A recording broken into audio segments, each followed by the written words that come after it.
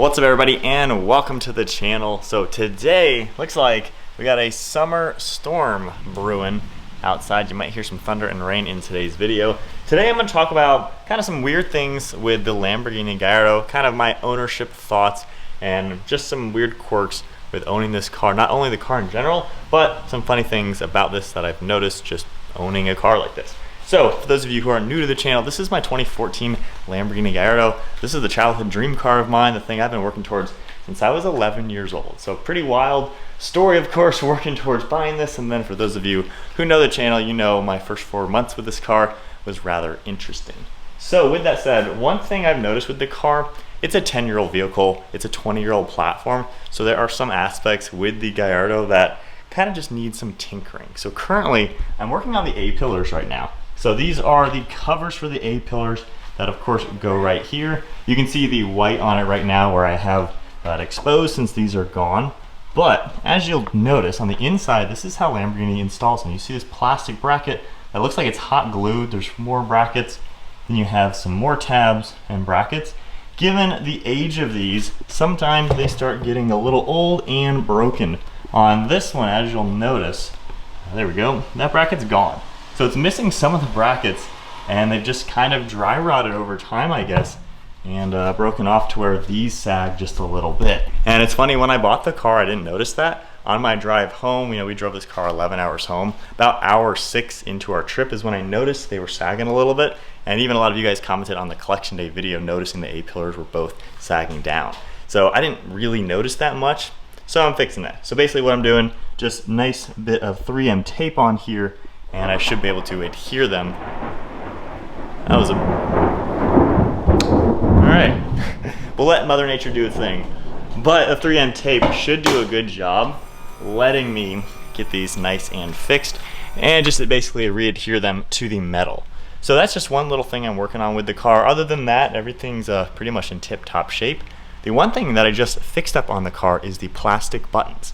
Now, if you are familiar with old Lamborghinis, old Ferraris, BMWs, and honestly plenty of European cars particularly, the plastic coatings they're going to use on the interiors, especially from 20 years ago, from 10 years ago even, they do deteriorate over time. Now, just to show you on a modern car, this is our 2024 Audi RS3. If you look at the door handle, this is made of plastic. However, when you feel it, it feels really nice and soft. Same with this panel right here. It's plastic, but it just feels really nice and soft once again. There's a few other spots throughout the interior on this car that are gonna have that coating. It's literally plastic, but it has a coating on it to where it feels much more premium and upscale versus just plastic. If you hop into a Honda Civic, the handle is gonna just feel like generic cheap plastic. Now on older cars like the Gallardo, Ferrari 430s, many other Ferraris, old Audis, BMWs, that plastic over time, that coating with your oils on your fingers, any greases or other things that end up touching it, it just kind of gets sticky and worn out over time.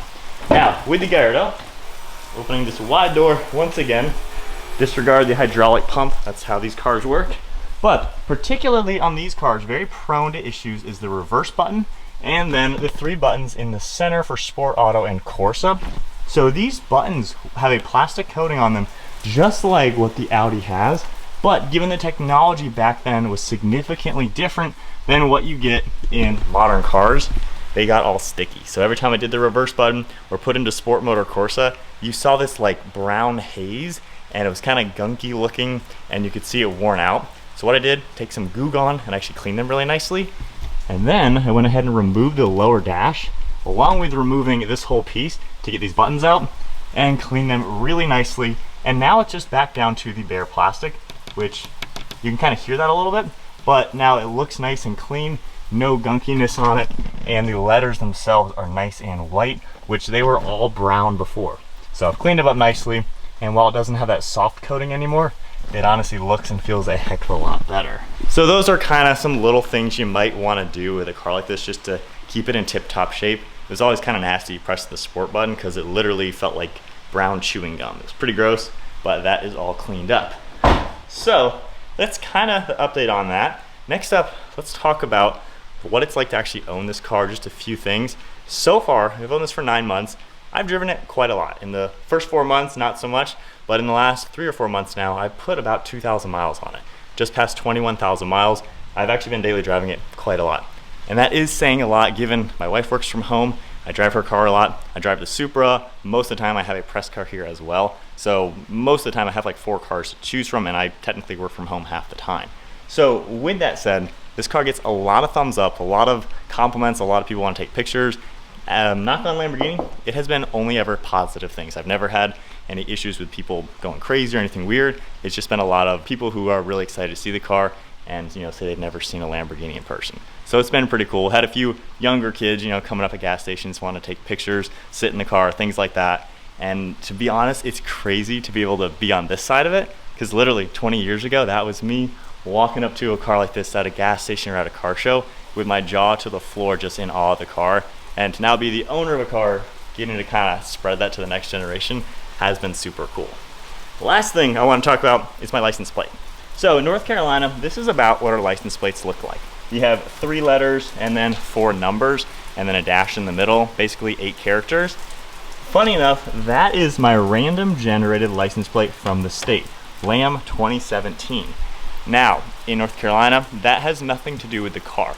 It is literally a coincidence that Lam and Lam line up. Like, there's literally coincidence.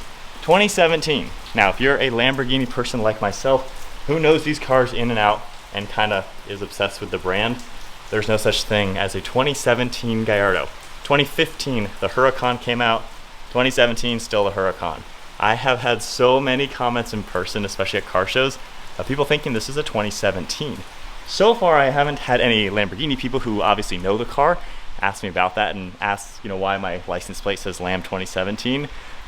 Because for me, looking at this, I'm thinking people are going to think that I think this is a 2017 or something like that.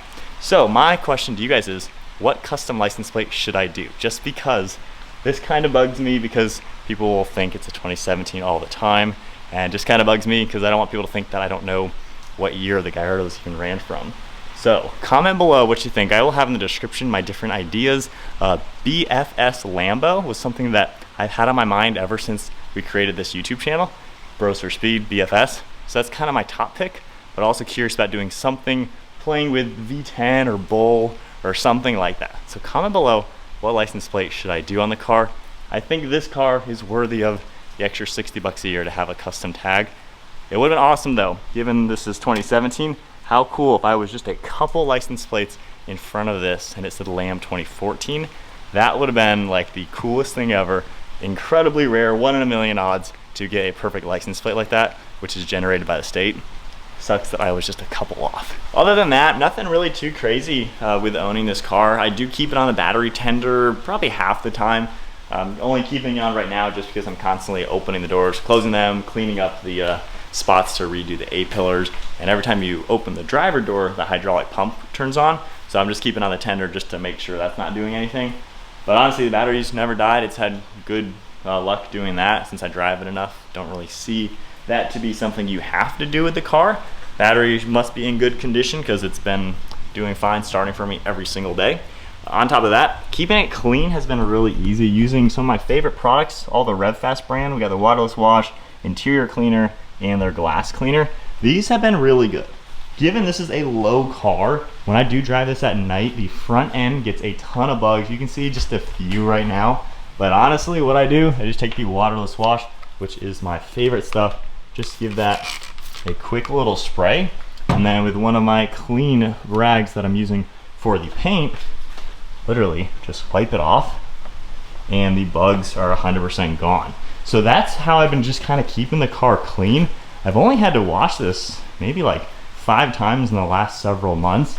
Being a white car, the back will get a little dusty from tire and I would assume exhaust. So as you can see, we did a little road trip the other day, so getting a little bit dirty back here. But with the waterless wash, I'll just spray down the rear bumper and wipe that clean and the car is back to perfect. So it hasn't really been a car I've had to just keep cleaning and spending a lot of time just to keep perfect. Clean the bugs off the front, the dust off the back, and she's been staying nice and clean. Other updates, I did go ahead and get the windshield tinted just with a light 70% film, which is the same that we have in the RS3, just to keep the interior nice and cool and that's been a really good plus, and it doesn't really look crazy dark to have any issues. On top of that, one of these days, I do want to get a full ceramic coating and paint protection. There is PPF on the headlights already, and all this satin black actually has PPF on it as well. This front end used to have PPF at some point. I can tell that by seeing a few little lines around like the Lambo logo, a little bit of glue you can see in these crevices, and I've noticed a few glue marks around all of these corners as well. So I would assume the previous owner did have a full front PPF on this. They probably peeled it off when they sold it. It was probably yellowing or something over time, and it obviously looks much cleaner with everything off. So now that all the new paint on the car is perfectly cured, we're in good shape basically to do a nice paint correction. Paint quality is actually really good shape.